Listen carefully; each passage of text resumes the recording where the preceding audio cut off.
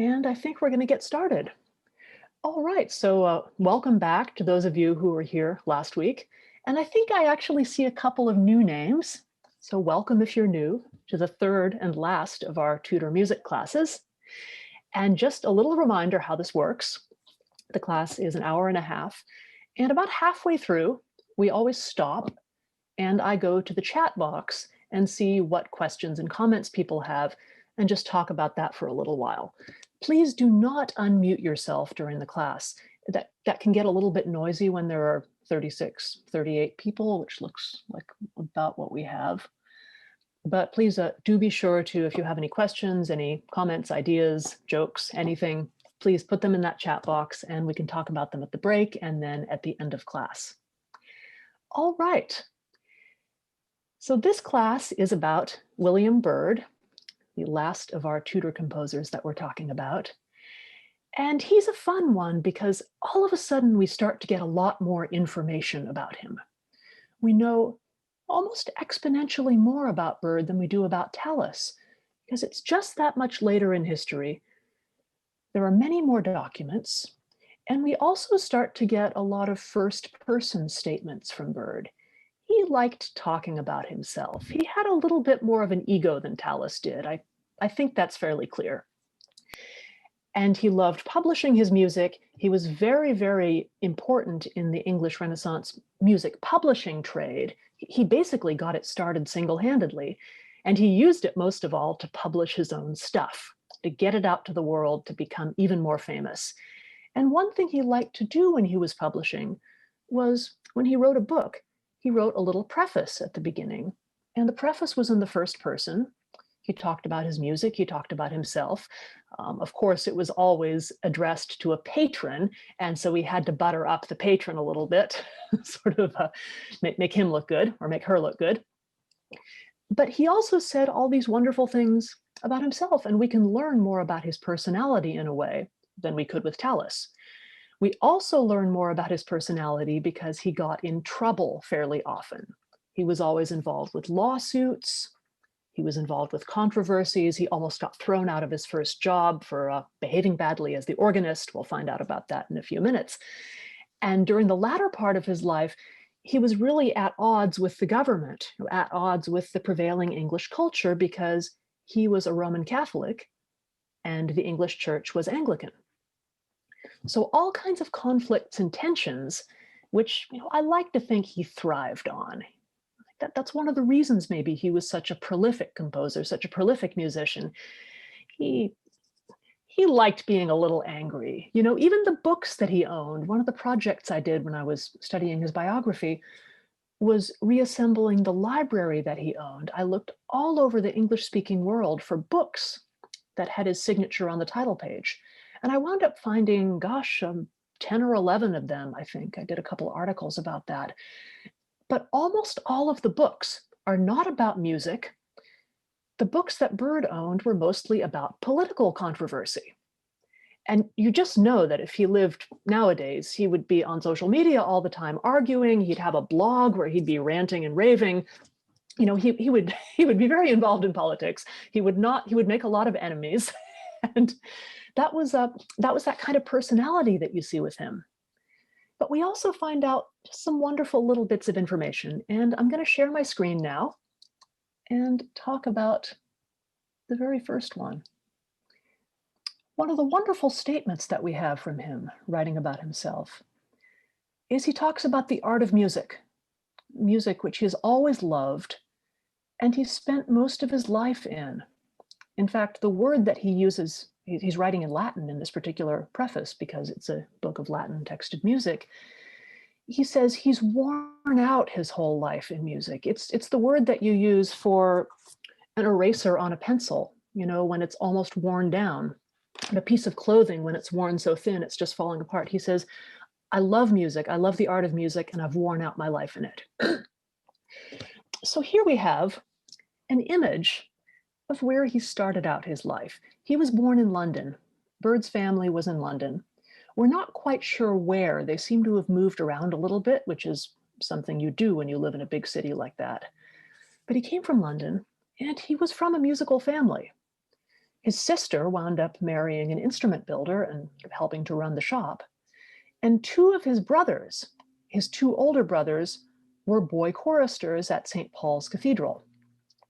Now you can see in this image here, this is from the panorama of London that I showed you last week, drawn in the middle of the 16th century. So right when Byrd was young. He was born in 1540. And this particular detail from the panorama is slightly different. Last week, we saw the fish market and we saw the church in the neighborhood. What we see here is the neighborhood around St. Paul's Cathedral, where Byrd's older brothers were choristers. Now, this glorious Gothic cathedral here is not the glorious Baroque building that you'll recognize as St. Paul's if you've been to London. The old cathedral burned down in the Great Fire in 1666. And we have this beautiful new Christopher Wren structure that was put in its place. But old or new, it's spectacular, huge building, really the most important church in central London in the 16th century. And Byrd's two older brothers were in the choir as children. So that's, probably about the best place that you could end up as a student. And one of his brothers wound up being an amateur musician when he was older. In fact, in Byrd's brother's will, we have this list of instruments. He had a music room with music books and nice carpeting in it. But neither of Byrd's brothers became professional musicians. They don't show up at court. They don't show up at a cathedral. Their training as choristers really equipped them to get ahead in life. You meet the right people, you learn the social graces, you mix with the elite, and then when your voice changes, you go off to some nice college and start your life in business. So both of them wound up becoming businessmen, although one of them was a pretty keen amateur musician. Byrd is the one who wound up as a professional. And the first job that we know he had, the first place we see him is here. That is Lincoln. Now, this is such a splendid photograph. This almost looks like some kind of computer simulation, but no, this is actually Lincoln Cathedral, an unretouched photo. And it's an absolutely glorious place. As you can kind of see from the background, it's up on a hill. So you get off the train at the bottom of the hill and you walk up. And at the top of the hill, there's this amazing, huge church and the city around it, which in some ways hasn't really changed that much since the 16th century. This is quite a way away from London. It's up north, not as far north as Scotland, obviously, but certainly for a London boy like Byrd, this would have seemed like a very long way from home. And it's, in a way, because it's isolated, it really hasn't changed that much. It doesn't have 500 square miles of sort of suburban sprawl and ugly skyscrapers around it. It's just this glorious building. So here is a really quite impressive place to get your first job. You remember Tallis, when he was about this age, was working at this monastery where he was essentially a hired servant. And he got room and board and enough money to kind of live on. And meanwhile, Byrd at the same age was choir master and organist here. And the great thing about Lincoln is we can still see the house where he lived. It's this nice blue house. They've done a nice paint job on it. And if you look at that little bush in front of it, that little round bush, which obviously they're not doing a very good job of trimming, because if you just trimmed off the top, you could see that round white plaque. And what that round white plaque says is William Byrd lived here. And he was hired first and foremost as the organist. He was also in charge of the choir boys. And in fact, we have some records of him being sent around the countryside to recruit choir boys, to find the boys in the local churches who were the best singers and basically grab them and take them for the cathedral. Now, Byrd got into some trouble when he was at Lincoln, and that had to do with his organ playing. In fact, J.S. Bach, a couple centuries later, got into a quite similar situation. Byrd was playing for too long. He was playing too elaborately. the administration of the cathedral was a little bit puritanical. They were a little bit on the low church side at this point. This is in the 1560s. And they did not like him playing the organ for hours and hours. So they actually told him at one point, Mr. Byrd, you are to stop playing organ pieces. Your job as the organist is to give the pitch, play a single note, and then go down and sing with the choir. Now, they still paid him his salary, but that's a little bit humiliating if you're the organist to be told, all right, your job now is just to give the notes, or any 8-year-old in the choir could do that. Now, when we start to listen to the music that he was playing, that he was composing during this stage of his life, it starts to make a little more sense why they tried to slow him down. So this first sound clip I'm going to play for you is just a little excerpt of a piece of the Fantasia in A minor, which he wrote probably during the 1560s when he was here in Lincoln. And it's just a little snippet of a long piece, but I think it gives us a sense of his musical personality at this stage.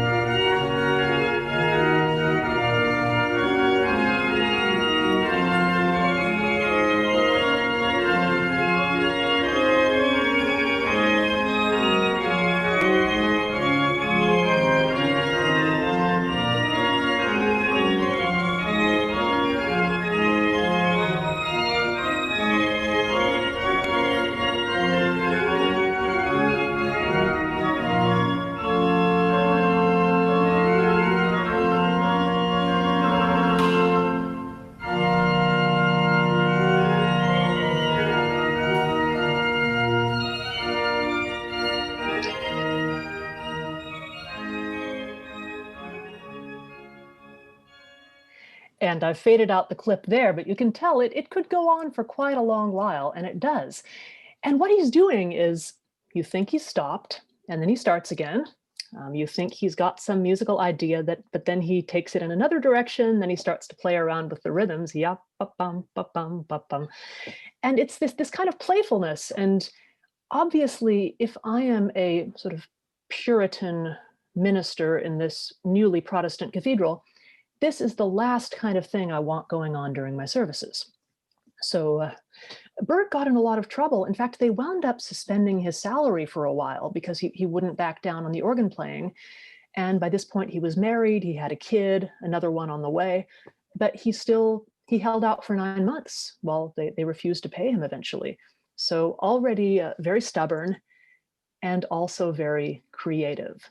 And I also like this particular recording because this is actually a late Renaissance organ, and it has that kind of slightly edgy sound. That's a little bit of whistle to it that I think really matches well with the style of this music. All right, so this is what Byrd's signature looked like when he was at Lincoln. And we looked at Tallis's signature last week in that book that he borrowed from the Abbey. This is Byrd signing his name at Lincoln Cathedral. And this particular document, he is signing for what was called his livery. In other words, his clothing. If you're the organist at this cathedral, you're supposed to dress appropriately for the occasions. So they gave him an allowance every year of new clothing. And here he is signing for it. And I love this signature from the 1560s because it kind of looks like a guy with a bit of an ego. You know, it's very flamboyant. It's a little bit unconventional. You can see on the left side of the screen that handwriting is just the scribe who's keeping track of the payments. Very kind of thick and plain and matter of fact. And then Byrd just has this sort of saucy little signature. Now, just to compare, this is what his signature looked like a decade later, now in the 1570s. So you can see we still have the same little flourishes at the bottom, but it's become a little bit more fluent. First of all, you can tell he has to sign his name more often. Same sort of shape, but more fluent, a little bit less out there. And then in 1589, this is how he's writing his name. And this is actually on the title page of one of the books that I found that Byrd owned. And one thing he did was he'd sign his name on the title page. You can see William to the left of this ornament and Byrd to the right. So I like this series of signatures because really what it shows is somebody gradually chilling out over 20 or 30 years, gradually calming down. And so this here is where he would have made music in Lincoln Cathedral. These are the choir stalls, and we've looked at quite a few choir stalls, quite a few choir areas in the last few weeks. This is a particularly good example of the three-row setup.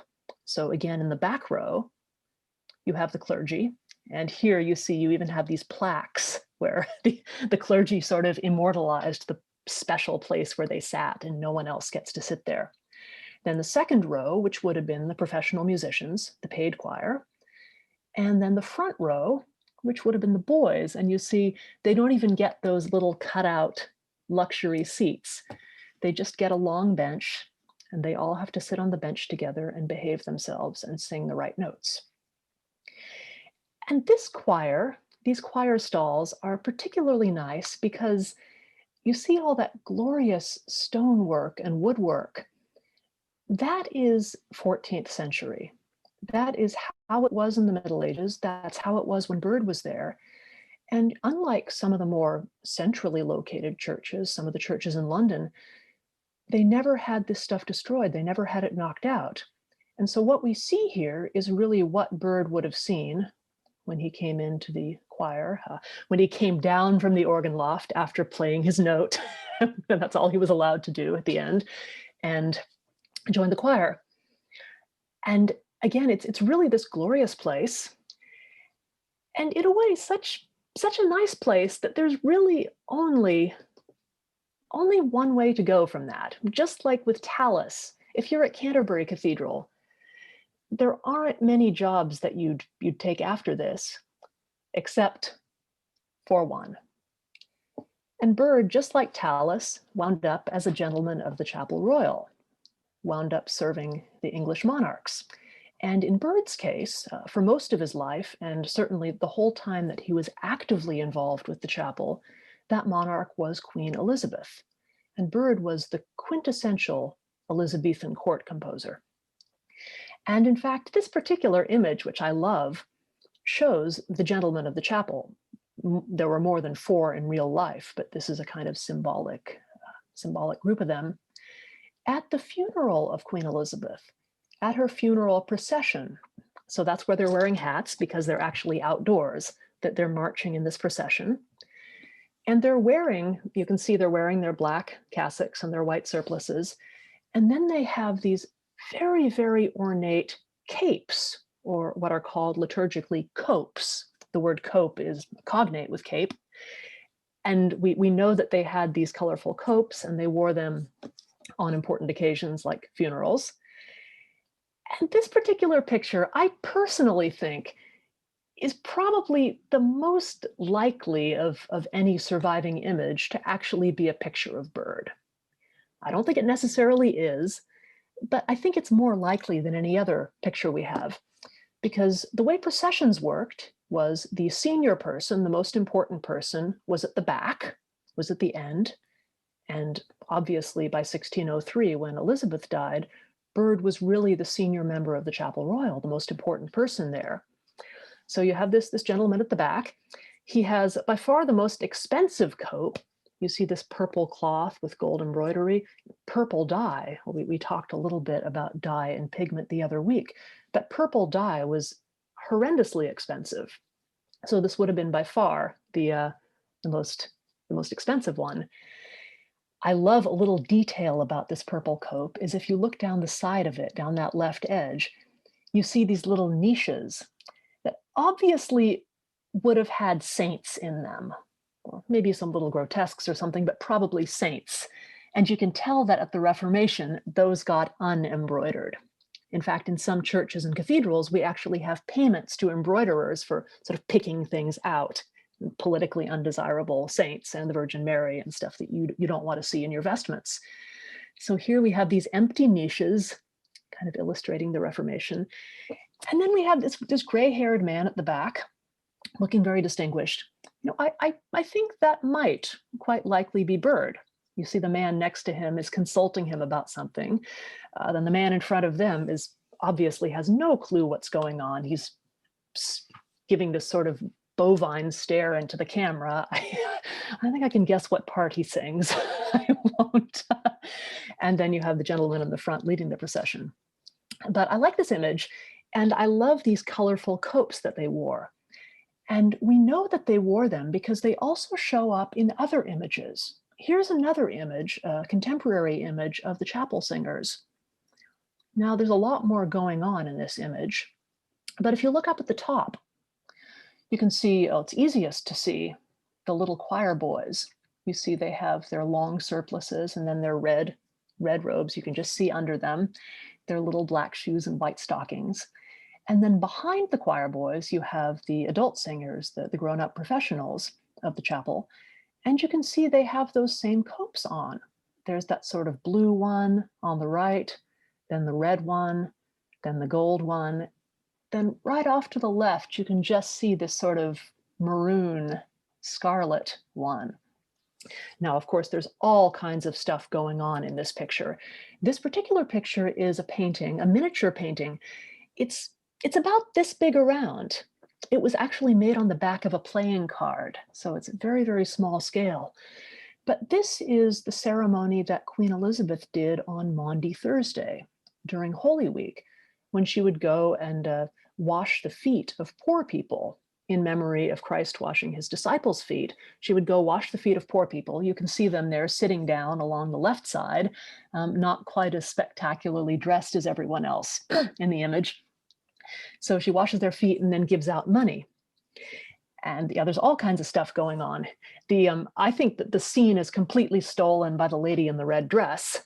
Art historians have been arguing for centuries about who she is. No one knows who she is. Queen Elizabeth is the person right above her. You can see that's a pretty good likeness of Queen Elizabeth. You can see the red hair, and she has a white apron on because she's about to wash some feet. But so this is the Chapel Royal in context of a public ceremony.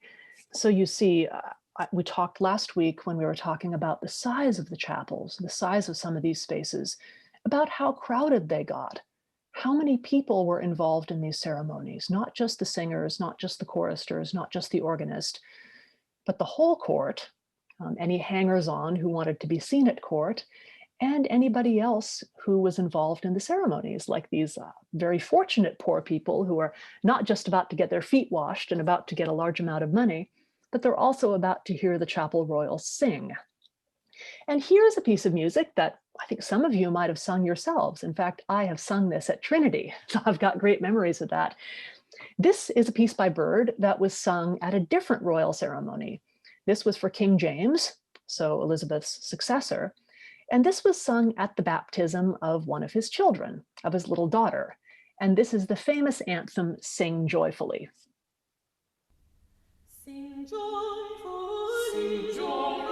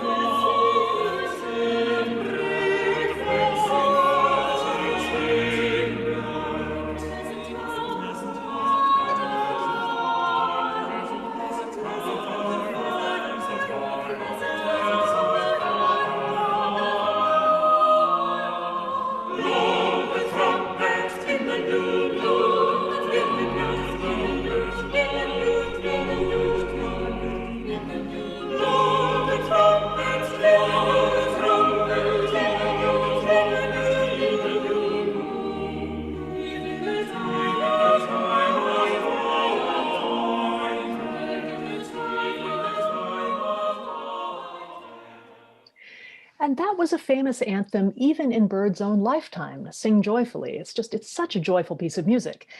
And you can also hear he's being a little bit naughty, and when the text says blow the trumpet, he's making all of these trumpeting sounds. So it's the kind of sort of playful text illustration that a composer might have done in a madrigal, for example. And he was doing it in this court music as well.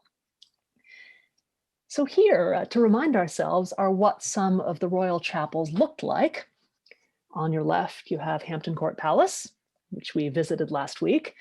And on the right, you have St. James's Palace, that chapel, both of these with these beautiful ceilings designed and installed by Henry VIII.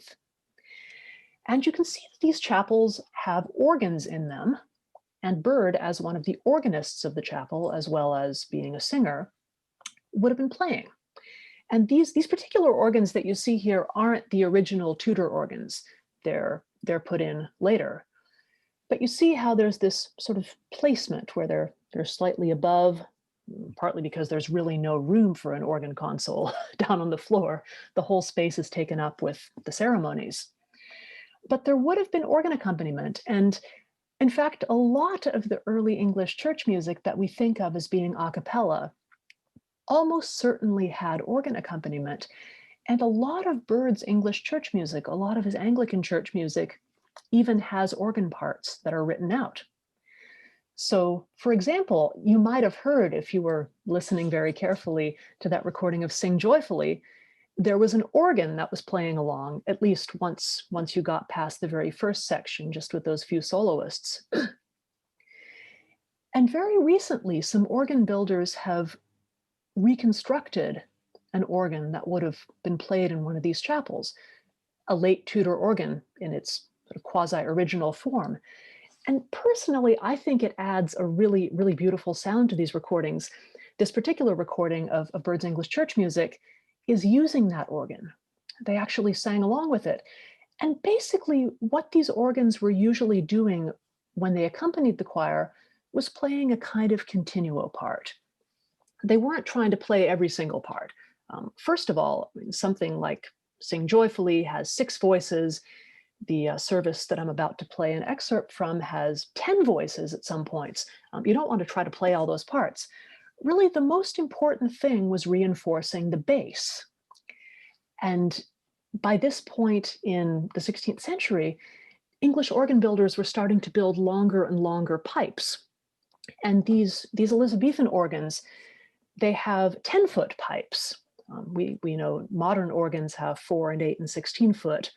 In the 16th century, English organs used multiples of 2.5, 5, 10, so a slightly different factor. But you had this gorgeous 10-foot sound, and it was basically doubling the bass an octave down. And I just want to play you another example of this reconstructed organ playing chapel royal music, because it just sounds really great. This is from a piece by Byrd called The Great Service. Not great as in awesome, wonderful, but great as in large. And that great was the term that scribes and musicians gave to it in Byrd's own day. And this is in the arrangement, the choral arrangement that we talked about in class last week, where there are 5 voices on each side. They sing back and forth, so you can have up to a total of 10 different parts. And then for the big conclusions, the big finish, they all sing together. So the Great Service by Byrd is basically a setting of the Anglican service for the whole day, an entire day's worth of music. You've got all the music for matins, you've got all the music for Eucharist, you've got all the music for evensong. And this clip is from the very, very end of the whole thing. This is the end of the Nunc Dimittis, and the only word you're going to hear is Amen, the last word. But if you've got bass on your speakers, turn it up, because I think this organ continuo sounds really cool.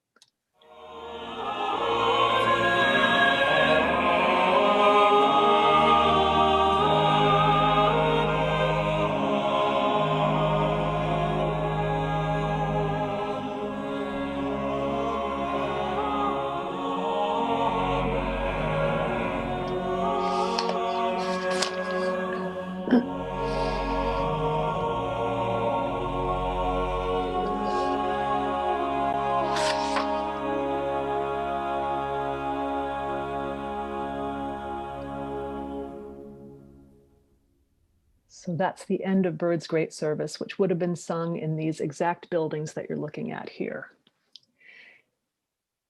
Now, not all that Byrd did during these years was for the chapel. It was an important job, and certainly when he was active there, it took up a lot of his time. But he also composed a lot of songs, a lot of secular music. And here is the title page to his first English songbook. You can see it says Psalms, Sonnets, and Songs of Sadness and Piety. And this is the bass part. You can see it says Bassus at the top, one of 5 parts. And this particular title page has an interesting little symbol on it. This heraldic image here, this symbol is a deer. And in fact, this particular deer is none other than the Golden Hind. The Golden Hind was the coat of arms of one of Byrd's patrons named Christopher Hatton. And Christopher Hatton supported musicians. He was a patron of the arts. He was also a patron of international exploration and trade. And Hatton was the person who basically paid for Sir Francis Drake to sail around the world. He said, okay, I'm going to get you a lot of money and a lot of equipment and go sail around the world and be the first Englishman to do this and come back and I'll make you famous. So when Drake got halfway around the world, when he realized he was going to make it, he actually renamed his own ship, the Golden Hind, in honor of Hatton's coat of arms. So this particular hind that you see here is in fact the same as the Golden Hind that sailed around the world. And all that just really goes to show how closely Byrd was intertwined with this whole world of business, of exploration, of really large amounts of money. And this particular book has a lot of wonderful songs in it. I'm just going to play you a little clip from one. This is a fairly well-known one, Though Amaryllis Dance in Green, a sort of pastoral about shepherds and nymphs and so forth dancing. And this particular recording is from the Byrd Festival here in Portland. In fact, this is the 2019 festival. I remember we were on All Classical Live in a rather dry little acoustic in that studio singing about Amaryllis. So just to give you a little taste of this piece for a few seconds. Though Amaryllis dance in green, though Amaryllis dance in green, like so yeah, those of you who go to Trinity will recognize several voices of people who sing there. Now, another kind of song that Byrd wrote was not just for voices. It was a type of song that we talked about last week. It's called a consort song, where you have a solo singer accompanied by stringed instruments, accompanied by viols or violas da gamba. And there's one consort song by Byrd that kind of like Sing Joyfully became a classic in church music in his own lifetime. This song became a classic in Byrd's own lifetime. It's called Lullaby. And I think I'll just play you the refrain.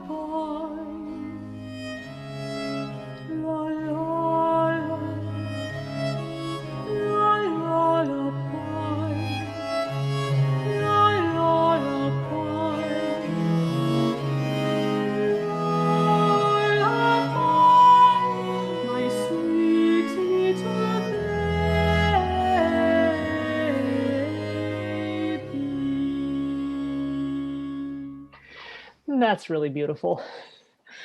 So we have a lot of music for voices and strings by Byrd, and we also have a lot of keyboard music. Now here's a piece that I played for you at the very beginning of our first. Even before we get to that, here's an example of Byrd's keyboard music in a manuscript, and you can see this is written by a professional scribe. It's very sort of clear, square note heads. This particular manuscript is called My Lady Neville's Book.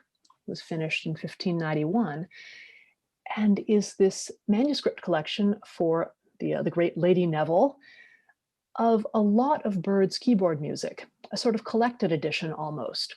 But the wonderful thing about this book is if you look in the margins, you can see there on the right-hand side below the page number, below the 165 page number, there are all these little corrections. And they're not in this pretentious handwriting with the square notes and the little curly cues. They're extremely casual, they're absolutely clear, and every single one of these corrections fixes some kind of problem in the music, sorts out something that didn't seem quite correct, is an improvement over what was written by the scribe. And it's pretty clear that this is Byrd's own handwriting, because nobody else in the world would have known to make those corrections at that time. And I love this handwriting because, again, it has this sort of fluency and confidence to it. He's just doesn't have to look good, he's just getting it done. It looks a little bit like Bach's handwriting in some of his manuscripts, it reminds me. So here is a bit from Neville's book. And then this image, this is not handwritten. This is actually printed. And this is from quite near the end of Byrd's lifetime. This is from a famous book of keyboard music called Parthenia, or if you're very British, Parthenia.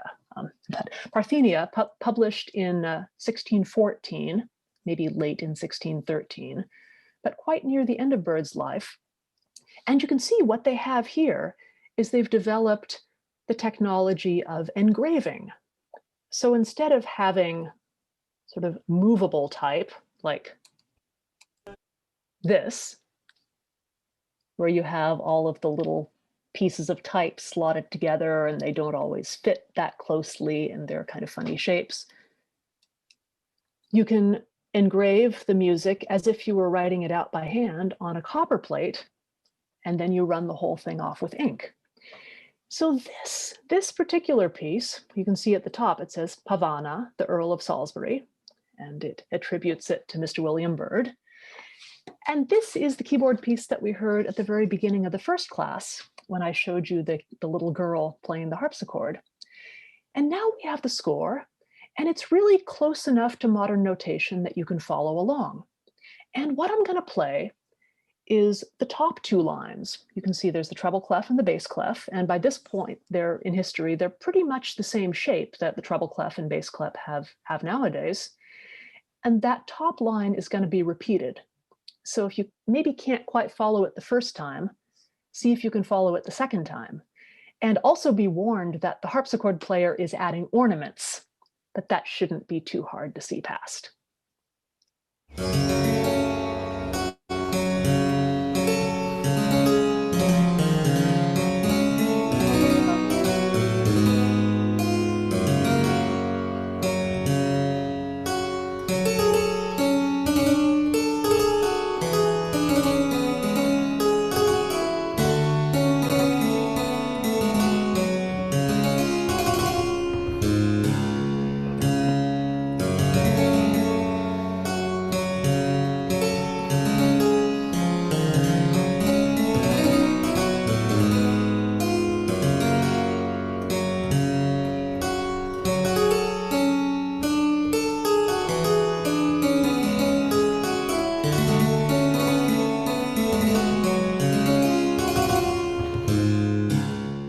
See, you could really play off that notation. And in fact, those of you who play, I'd encourage, take a screen grab of it and put it on the piano or the harpsichord or the Yamaha electric keyboard, which is what I have at home, and play from it. It's fun.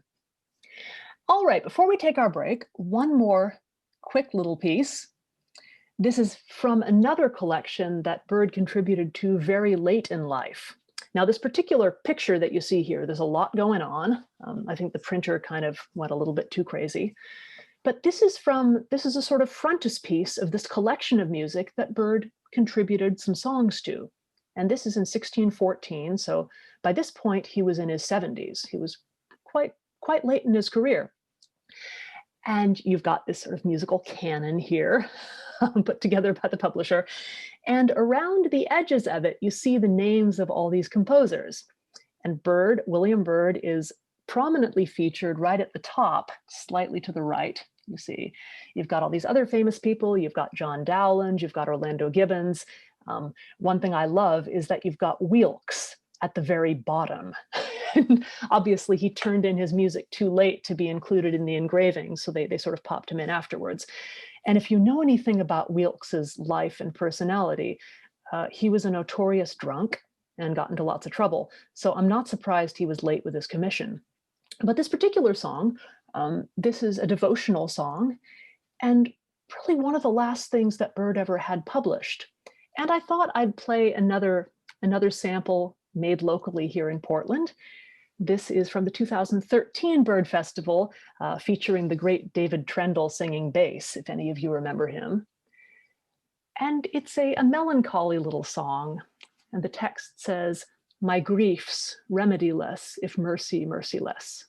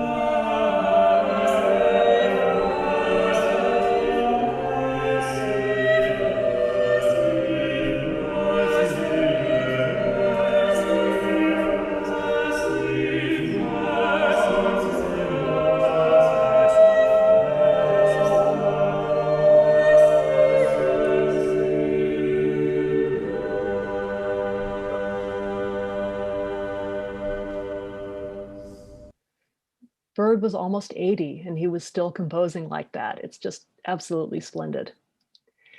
Okay, now I'm going to unshare my screen and see what's been going on in the chat box. Let's see. Was Byrd ever in danger of being Catholic? Yes, the second half of class is going to be all about that. Yes, Byrd's birth year being 1539 or 1540, the best evidence that we have about Byrd's year of birth is a document in October 1598 saying that he was 58. So he could theoretically have been born at the very end of 1539. You know, there's a month and a half in there, as you know. But I think 1540 is fairly safe to say. Strange harmonies, yes. No, not performed by Mark Williams, although Mark has played that piece. Yes, and the clergy just had to twiddle their thumbs while. When did Byrd lose the E in his name? He spelled it both with and without. In fact, Elizabethan people were very inconsistent with spelling, and they didn't even spell their own name always the same way. If you look at the signatures we have from Shakespeare, for example, I think we've got 5 or 6 maybe that survive. Every single one, he spells his name a little differently. So not even with that are people consistent. Usually Byrd used the E, but not always. Was Maundy Thursday preserved in Protestantism? Well, certainly, yes, to the extent that, and unless you have extremely puritanical Calvinist churches that really don't have any calendar of feast days at all. Yes, Maundy Thursday was kept, because it's an event that takes place in Scripture. It's an event in the Bible. You know, the day before Good Friday, you have the Last Supper and the foot washing and so forth. And that, for that reason, that was kept in the calendar. And by the time of Queen Elizabeth, it was really more important as a court ceremony than as the actual feast day of Maundy Thursday. What was really important was having the whole court get together and having all the music and having the foot washing and having the fancy clothes and people dressed up for it. You know, we saw that woman in the red dress who was absolutely stealing the scene. But so in some ways it was really a secular ceremonial thing, but yeah, it still was in the calendar. Can we look forward to a book or course on Gibbons at some point in the future? Oh, I love Gibbons's music. I find my own research, I'm going backwards in the past. You know, next time I come back, I may be talking to you about the Middle Ages, or at least about the 15th century. But yes, there needs to be a book on Gibbons. I'm going to get in this series. No, you're tempting me very much. I should go listen to some Gibbons tonight, get myself in the mood. All right, let's see. Is the Golden Hind an allegorical compliment to Elizabeth I? That is a really good question. I mean, she was certainly compared allegorically to everything and everyone else, every Greek goddess, every noble creature, the sun, the moon, the stars, you name it. See, maybe they just didn't like Wilkes. Yes, well, I can, you know, there's that one choir member who always shows up late and drunk. No, not good. And can you tell us about the Bird Festival? Yes, every August, middle 2 weeks of August, right here in Portland, Oregon. We took a break last year, but we'll be back this year. I think our website is just called birdfestival.com, and we have 2 weeks of masses, concerts, lectures. We always do an evensong at Trinity, which is maybe my favorite event of the whole festival. And no one knows this, but my favorite event of the whole festival is that beautiful evensong we do. We usually do the Great Service by Byrd, which is the piece that I played for you while I showed the picture of the chapels. And it's an amazing event, great receptions, great parties, great opportunities to meet other people who are interested in Renaissance music and talk with them. And it's almost as much a social event as it is a musical event, but just the music making is great. And there's some amazing singing. I hope you liked the sound clips. And we have an amazing organist, Mark Williams, who's the organist at Magdalen College in Oxford, who plays Byrd's music and other Renaissance music very virtuosically. And it's super fun. So those of you in the audience who are from Portland, and I recognize quite a few names as Portland or Trinity locals, do check out the William Byrd Festival every August, right here. Okay, I've got a lot of music still to play and not too much time. So I'm going to reshare my screen and take us into a really different world, different part of Byrd's life. Some of you are going to recognize this piece.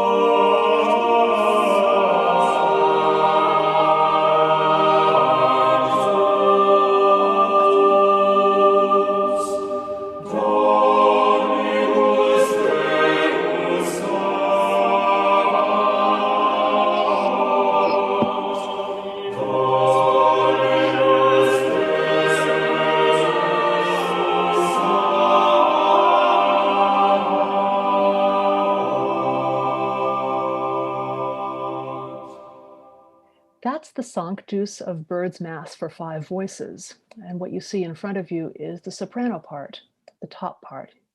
You can see dee, dee, dee, those slow rising figures at the beginning in the top part.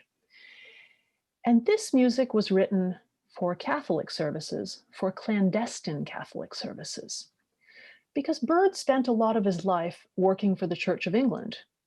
but he was a Catholic himself. And a lot of his musical energy went toward providing music for his fellow Catholics.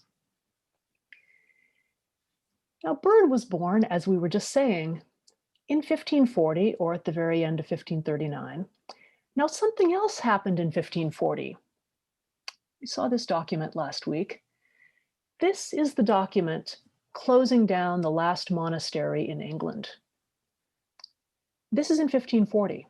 And we talked about this because Tallis happened to be working at this monastery when they were closed down. But this was really the day that the Middle Ages ended in England. The last monastery closed. 1540 is the year that Byrd was born, the same year this happened. And so his entire life, really things were in a state of tension, things were in a state of flux.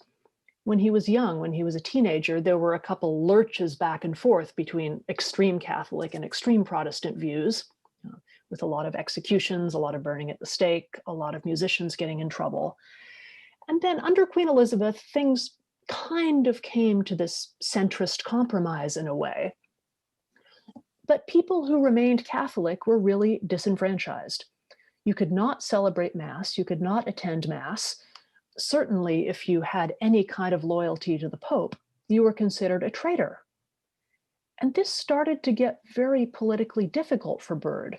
Well, here he was at the center of power. He was literally in the Chapel Royal, worshiping with the head of the Church of England, who was the Queen, and writing music for her, playing the organ for her, singing for her, taking part in these state ceremonies of the Church of England.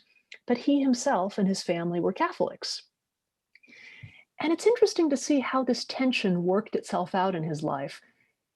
By his later life, he really made some radical choices. He wound up going in a completely different direction than most of his colleagues in the chapel. For example, it affected where he lived. Now, most of the time that he spent in the Chapel Royal, he was living in a town called Harlington. And I'm going to show you what this looks like now on Google Maps. If you look in the upper right-hand corner, there is Harlington. And it looks like this kind of typical English town, little English village. You know, it's got sort of some fields, and then you go south on the high street and the town starts to spread out. And then all of a sudden it stops. And the reason why it stops is because half of this town was plowed under in the 20th century to make Heathrow Airport. And in fact, where Byrd lived when he was working for the chapel is basically under the north runway at Heathrow. So whenever I'm going there on a research trip or a singing trip and I land at Heathrow, the plane touches down and I think of Byrd. You know, I say hi to him in his old house who got knocked down to build that north runway. But that's where it is. And just to give you an idea of where this is in relation to London, Heathrow is, of course, west of London.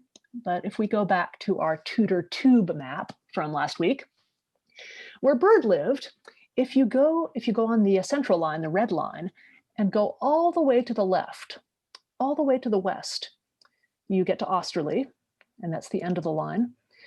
Then you go a little bit south, and that's basically where Byrd lived, halfway between Austerley and Hampton Court. So very, very conveniently located for certainly Elizabeth's favorite palaces.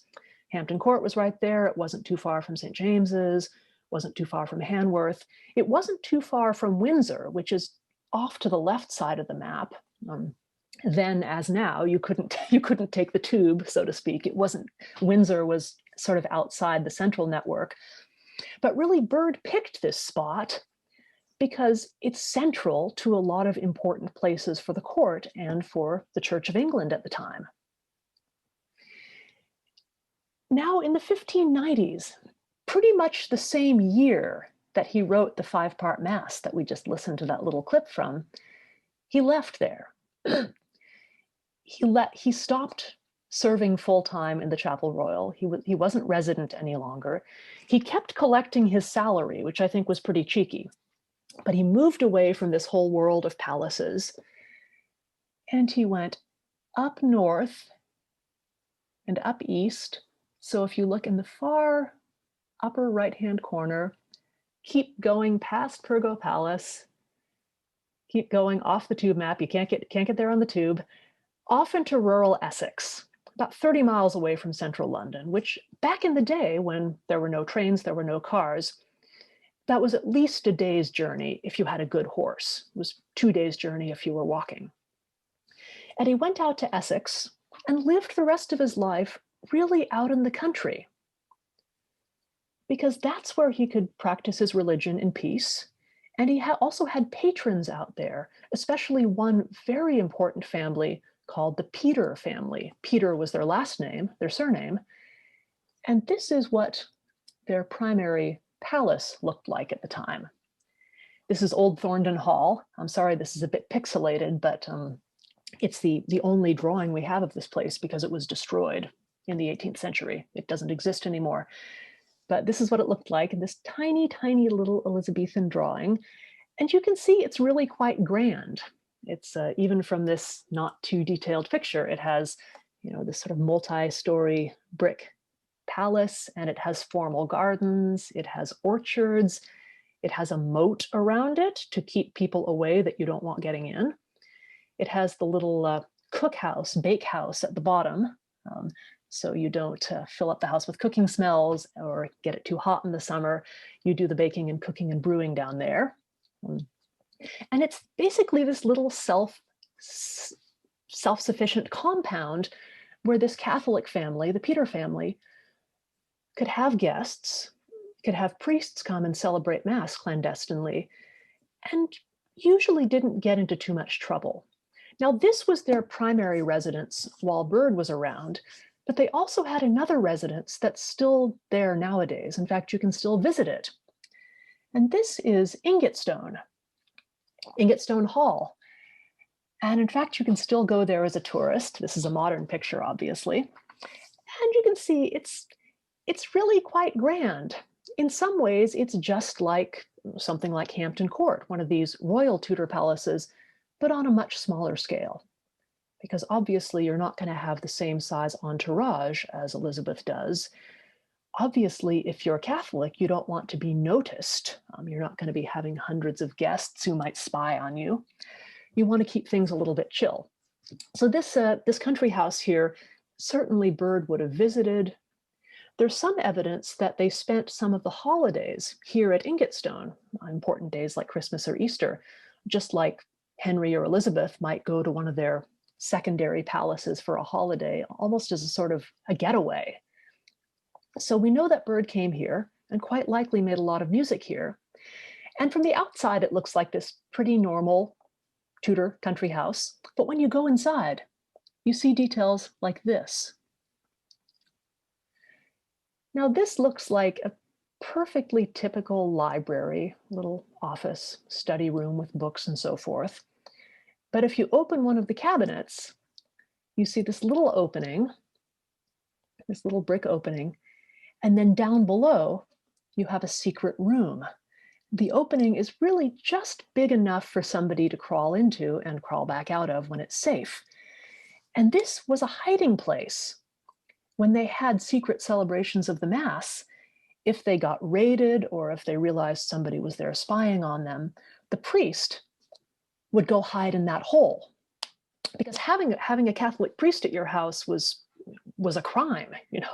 If you were involved in that kind of thing, you were committing treason, and the priest would be taken away and as often as not executed.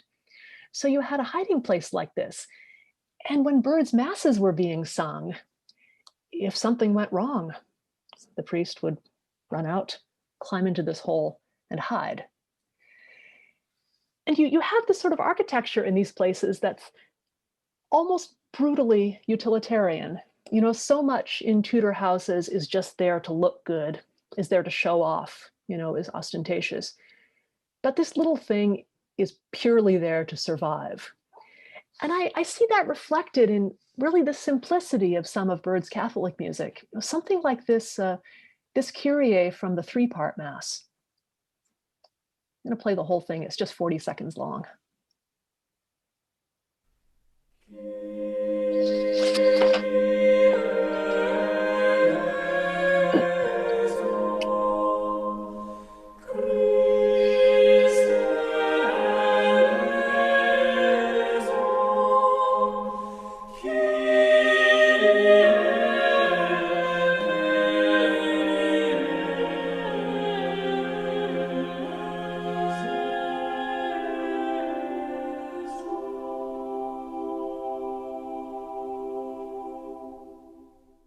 That's all you need. It's just this big around. It's just enough to survive. And when you think of what some composers have done with these words, Kyrie eleison, Christe eleison, Kyrie eleison, it's the beginning of the Mass. Think of Bach's B minor Mass. That's half an hour of music, right? Well, 20 minutes at least, depending on your tempo. Maybe if you're Karl Richter in the 1950s, it's a half hour. But something like the B minor Mass makes a whole multi-movement thing out of those words. And here it's just tiny. And this particular recording of the three-part Mass, I especially like, because what they've done is they've transposed it up a little bit. You see, if you look at the original of Byrd's three-part Mass, it's at a really awkward pitch. No one is ever quite happy with singing it. So traditionally, what happens is it gets transposed down. So you have bass, tenor, and countertenor.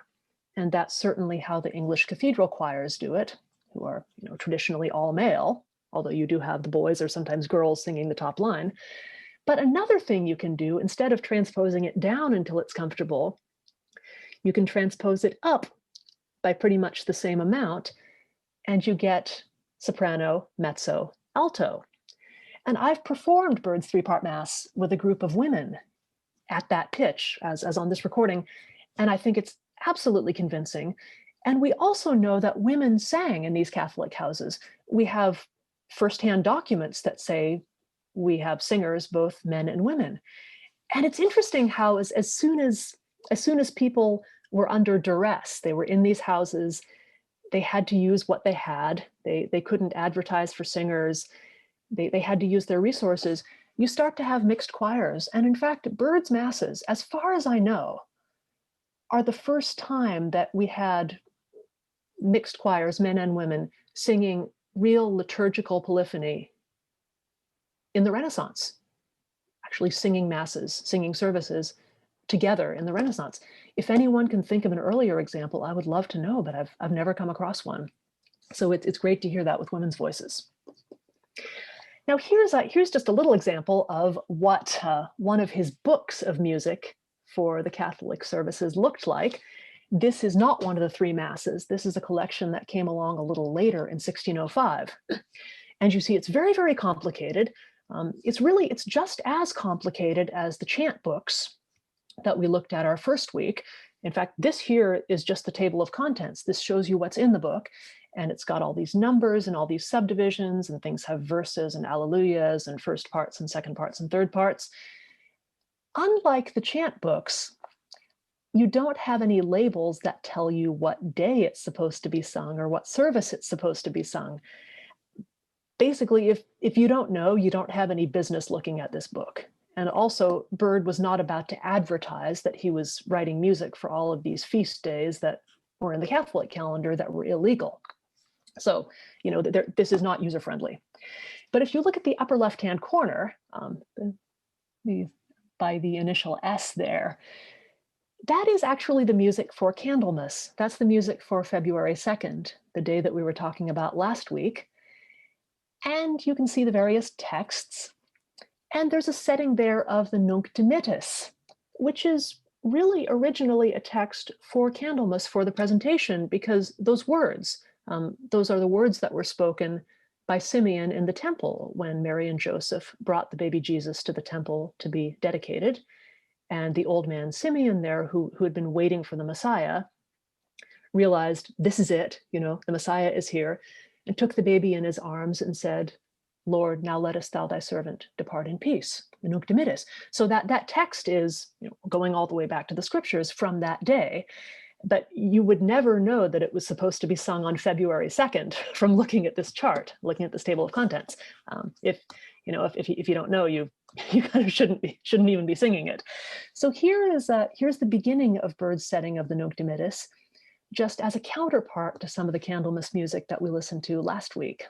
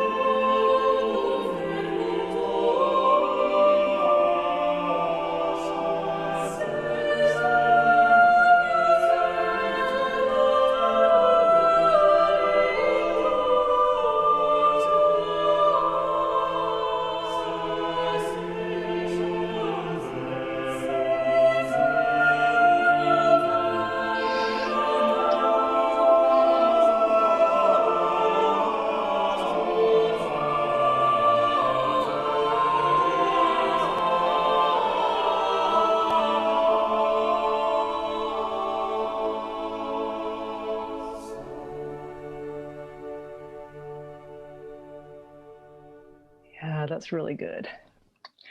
So what we see here is quite the sound is so opulent, but the visuals are quite austere.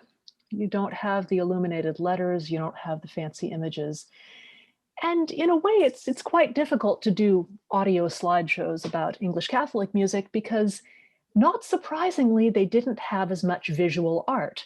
When you're trying to hide, when you're trying to do something underground, when you're trying to be clandestine, you tend not to produce lots of visuals. So the art that we do have from these Catholic communities tends to be on a much more humble scale, stuff like this. Now, what you have here on the left is a rosary. You'll see it's smaller than an average rosary because instead of having all 50 beads, you have little cross there. Then you have 3 beads for the initial 3 Hail Marys. You start by saying 3 Hail Marys. And then you have your 10 beads and you just go back and forth on those. And then what do you have at the end? You have a little ring that goes around your finger. So you don't drop it, because if you accidentally drop your rosary somewhere and somebody finds it, you could be arrested. The thing is safely attached to your hand. It's small enough to be hidden in your hand. And you see, it's not a fancy professional piece of art. That cross is carved out of soapstone, so it's a quite humble material, can be carved by an amateur. You have simple little, I'm not sure what the beads are made out of. They might just be clay. And then you have this little metal links and a little ring. So a very humble piece of art for private devotional use, really like these masses. And then on the right-hand side, what we have is a piece of altar linen from an English Catholic household. And this was made between 1590 and 1600. So again, exactly contemporary with Byrd's masses. And this particular piece of altar linen is really the most important piece of cloth that you use at the whole altar. It's called the corporal, and the corporal coming from the word corpus for body. And this is what goes directly underneath the chalice and the host before and during communion. So it goes over the altar cloth. And this, if anything is dropped, which hopefully doesn't happen, this is what catches it. Well, this is what's seen during the consecration. And you see somebody has taken this really quite small piece of cloth, and this is just a detail from the corner. Obviously, it's a little bit yellowed with age. It's a little bit worse for wear. But this absolutely fine embroidery, this little flower is, in real life, it's less than an inch wide, and these microscopic little embroideries. And again, you have this image of people who are really forced to take things to a small scale. You don't have these huge chapels, you don't have these huge cathedrals, you don't have all this opulent visual art that we can see in other places.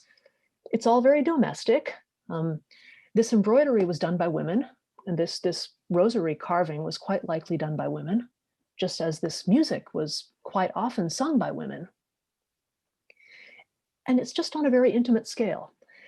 And I see that in some of Byrd's Catholic music, how the pieces are very small, but there's just this exquisite detail.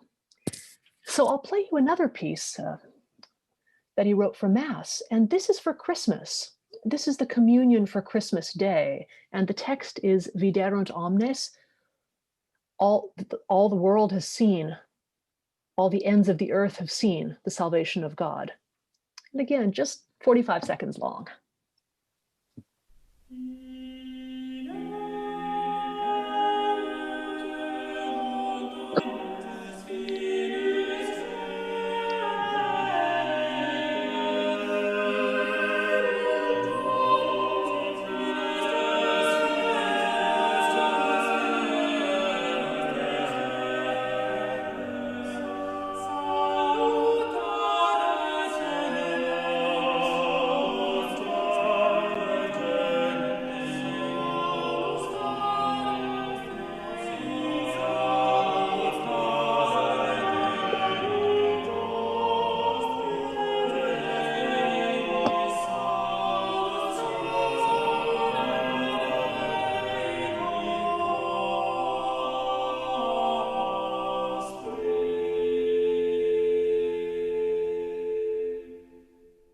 And the Picardy third has been invented by now. This is 1607. We're really into the 17th century.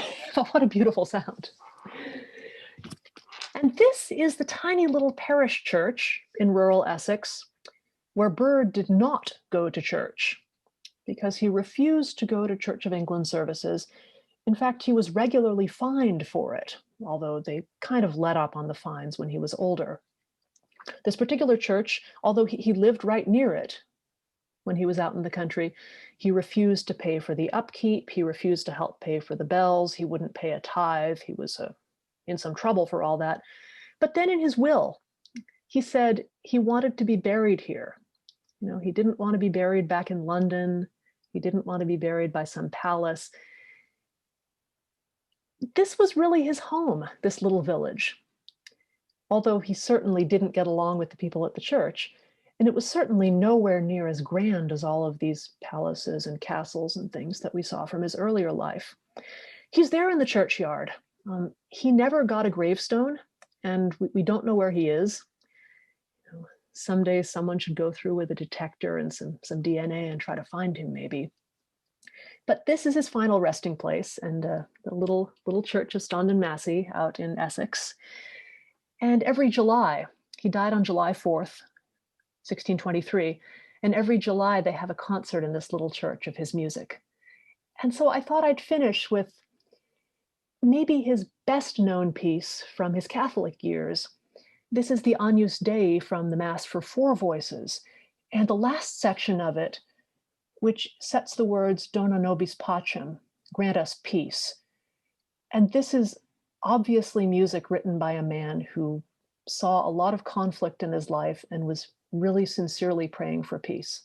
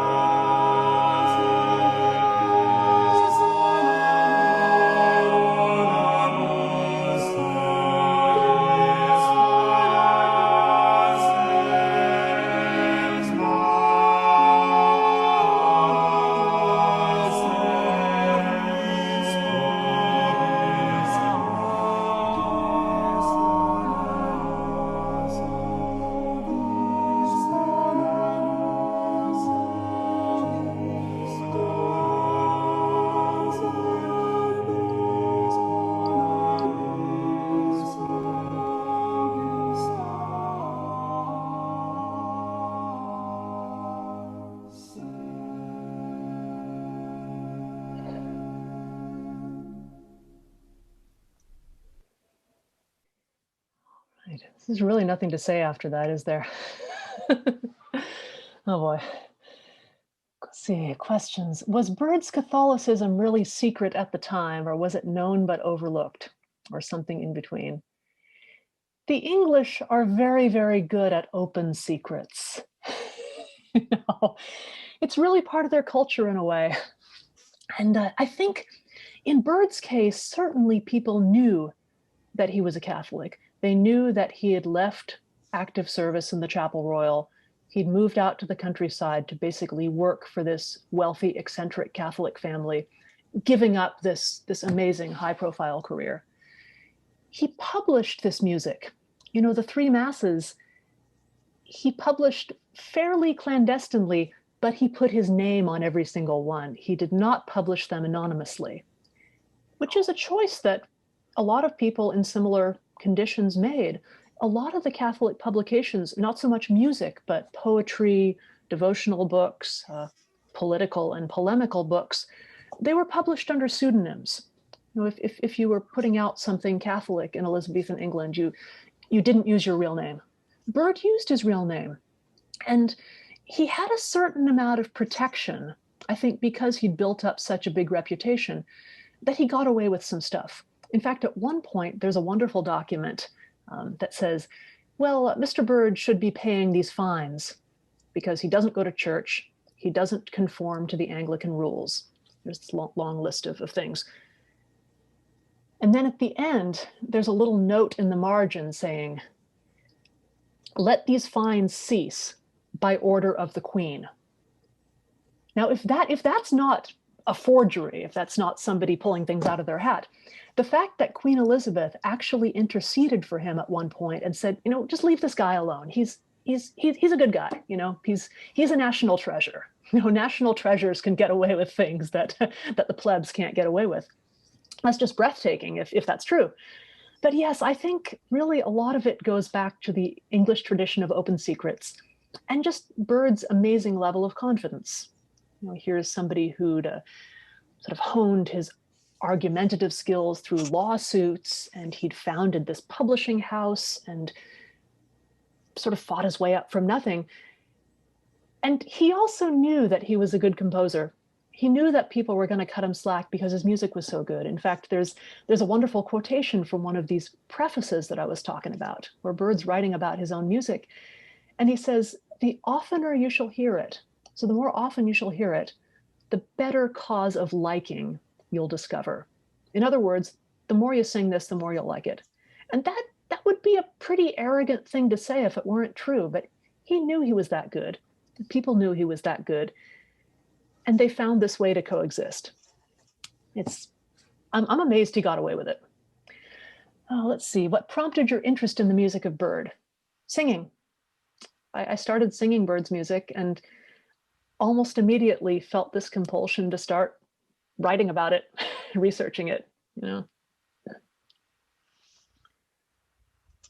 he obviously knew the human voice so well. In fact, this is the generation of the Chapel Royal when we start to find out what voice part people sang. And he sang alto, like me. He wrote some really good alto parts. Some of them have these horrifyingly wide ranges. Some of the masses, those alto parts are almost 2 octaves, but it's always so rewarding.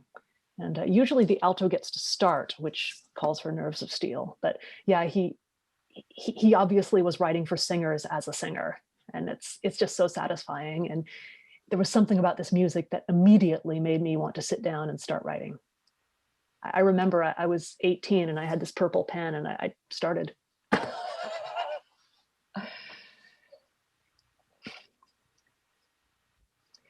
Yes, in fact, was Byrd a counter? The technical term in the Chapel Royal books is countertenor. So absolutely. Yeah, he was a falsettist, just like Alfred Deller. Did the staff change from 6 lines to 5 lines? Usually for keyboard music, you had larger staves. Very often you'd just have one huge staff that had the treble clef and the bass clef on it. Usually for polyphony, you had 5 lines. Usually for chant, you had 4 lines because the ranges were a little bit narrower. But that right up through the 16th century could be flexible. All that mattered is where the clef was. If you know where the clef is, you're oriented. Let's see, I'm just gonna look through the chat box here. Yes, absolutely. As Celia says, theater certainly within the church began in processions, in sort of reenactments on feast days. For example, on Candlemas, on February 2nd, you'd have, in medieval churches, you'd have a procession where everybody would have candles and would walk together and would sort of reenact this entrance into the temple by Mary and Joseph with the baby. And obviously women were taking part in that because the whole congregation was taking part in that. We have some wonderful stories from the late Middle Ages in England about women taking part in processions, and sometimes processions were a place to flirt with people. You're walking along and you get in the right place next to someone you're interested in, and and flirt a little bit. We have accounts of women arguing with each other and pushing and shoving because one of them wanted to be first in the procession. So yeah, this all lay people would have taken part in this. And I mean, it certainly makes sense that the liturgical drama would have come from that. The only real theatrical performances that we know about were in convents, in women's monasteries. And after 1540, as we said last week, those were all gone. And in Anglican churches in the 16th century, pretty much all the ceremonies were done by men. It was a lot more clerical in a way. It was a lot more clergy-based. You didn't have these free-for-alls where you had hundreds of people processing with candles to statues and so forth and doing all these popular devotions. It was all from the Book of Common Prayer. It was all sort of contained within the altar area and the choir area. So yeah, in a way that theatrical tradition with women really stopped in England, at least for a while, when all the nuns were thrown out. And then in the 17th and especially the 18th century, when you started to get female singers from the stage, from the theater, from opera, of course, some of that started to make its way back into church. And you had sopranos and mezzos singing these spectacular arias that really maybe belonged better in the theater. But it's not so much something that happened during Byrd's time. Let's see, you've got time for a couple more questions. Let me just scroll down. Did Tallis and Byrd know each other? Absolutely. One of Byrd's children was named Thomas, one of Byrd's sons. And he was named Thomas because Tallis was his godfather. He was named after Tallis. And in fact, Thomas Byrd wound up emigrating to Spain and trying to join a Catholic seminary there and become a priest. He was thrown out of the seminary. He was told that he was unsuitable. We're not told why, but just, you're not suitable. Here's, have some euros, get on the boat, go back home. And he wound up as a musician, actually as a lecturer. He spoke about music, and Thomas Byrd wound up becoming the Gresham Lecturer in Music, which is a position that still exists now. This is a lectureship in London, a public lectureship, where basically your job is to give public talks about music. Dream job. But so Byrd's son wound up doing that. Yeah, he was Tallis's godson. All right, I see it's just about 8:30 now. So I'm afraid we're gonna have to stop. But this has been so much fun teaching this course and getting to chat with you guys and playing you music and showing you pictures. I really hope there's another chance for another music event sometime. I would love to come teach in person, do something maybe completely different, maybe a Gregorian chant workshop, who knows. But thank you all so much for taking the time to listen in. Thanks for your great comments and your great questions. And as always, remember you can find us on YouTube with a full playlist. And I hope you enjoy the rest of the week. Thank you all so much.